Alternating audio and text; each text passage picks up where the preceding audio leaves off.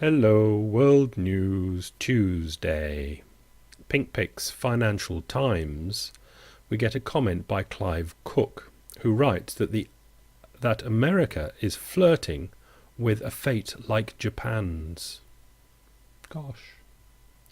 The stalling of the US recovery raises big, scary questions. The FT columnist says, after a recession, this economy, that's the American economy, usually gets people back to work quickly. Not this time. Progress is so slow, the issue is not so much when America will return to full employment, but what full employment will mean by the time it does, if it does. One alarming possibility is that the traits that the US has relied on to drive growth in the past, labour market flexibility and rapid productivity growth, might have become toxic. Read the article to see what he's talking about. A lost decade of stagnation, like Japan's in the 1990s, might lay ahead. Moving on to Paul E. Krugman. Our lost decade relationship, and Clive Cook argues that we are flirting with the possibility of a lost decade. I disagree. The flirting took place 3 years ago. The lost decade question now isn't whether our flirtation with a lost decade will turn into something serious. It's whether the torrid affair we are now having with the potential for a lost decade can somehow be broken up. In other words, the flirting is finished. They're getting into it. And Paulie gives us the M ratio, one of my favourite charts, and shows the civilian employment to the population ratio, and it's dropped down, as you can see, from 63 down to just over 58, and is staying there with no apparent desire to go anywhere but straight across at the moment. Okay, move on to number 3. It's a bit of a confusing one. I'll try and walk you through it quickly. It's quite good when we get there.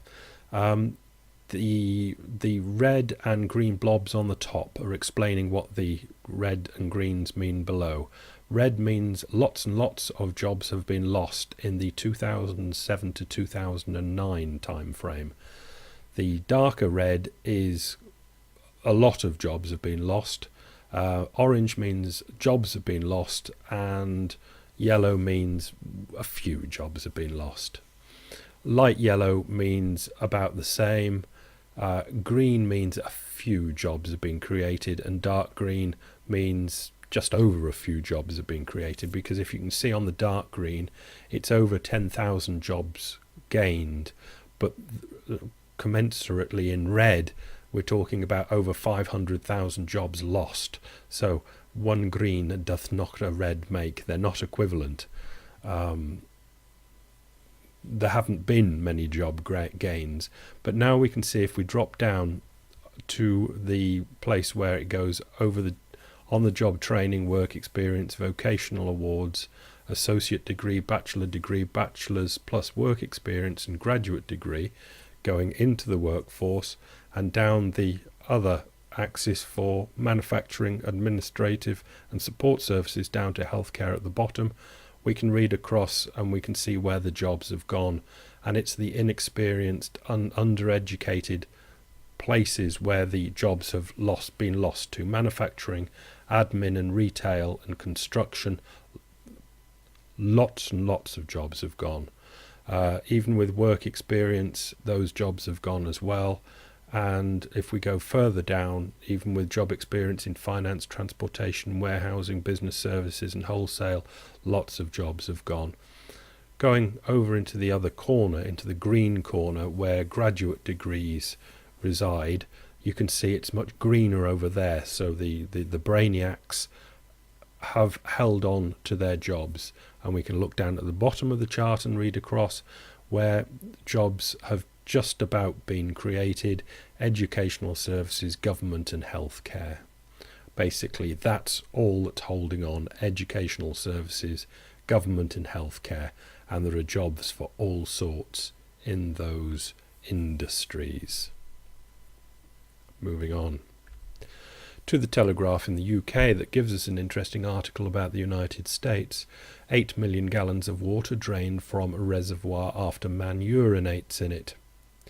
The cost of draining the reservoir after Joshua Sita was caught on a security camera relieving himself in the pristine lake is costing taxpayers $36,000 somewhere in Oregon.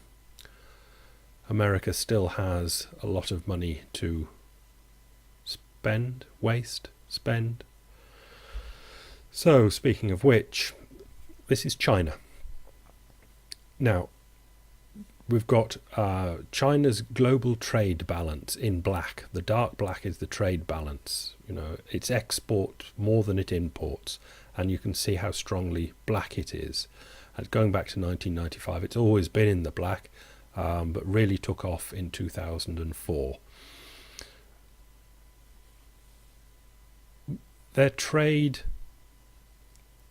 deficit with the United States, in other words, they sell the stuff to the United States, is in blue. And you can say it's well positive, and right up to 2008, increasingly positive, and it's going more positive. That's with the United States. Down below is with the rest of the world, where they're running trade deficits.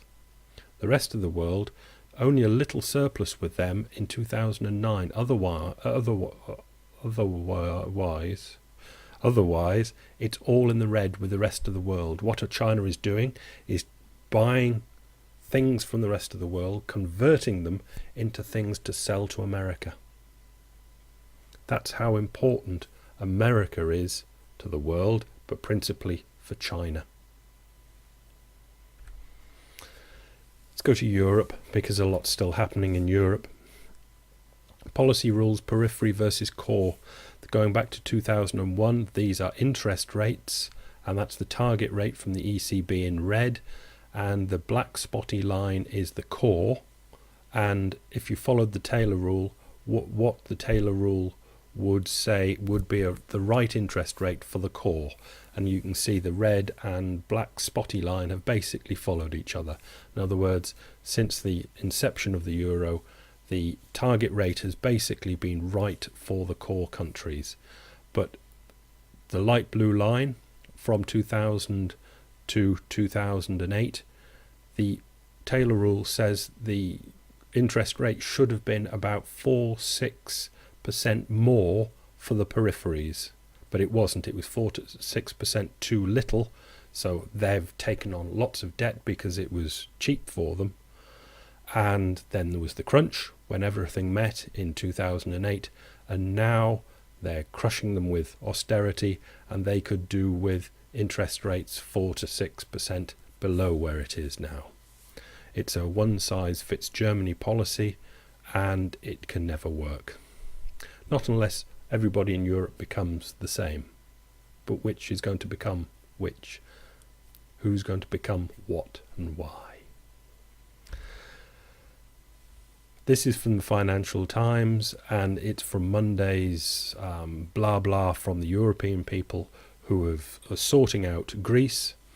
Ministers call on all political parties in Greece to support the programme's main objectives and key policy measures to ensure a rigorous and expeditious implementation. Given the length, magnitude and nature of required reforms in Greece, national unity is a prerequisite for success. How are they going to ensure this prerequisite for success? National unity. Greece must unify behind the austerity, or the programme will not work. How do you organise that?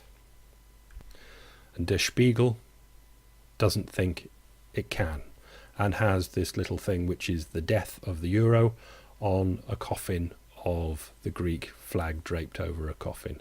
It thinks it's the end of the euro. It probably isn't, and it really shouldn't be over a Greek flag. Greece is only 3% of the EU, but this is flagging up the fact that it's the EU politicians and the whole architecture of the euro, which is a political architecture which is wrong. and they won't admit it's wrong.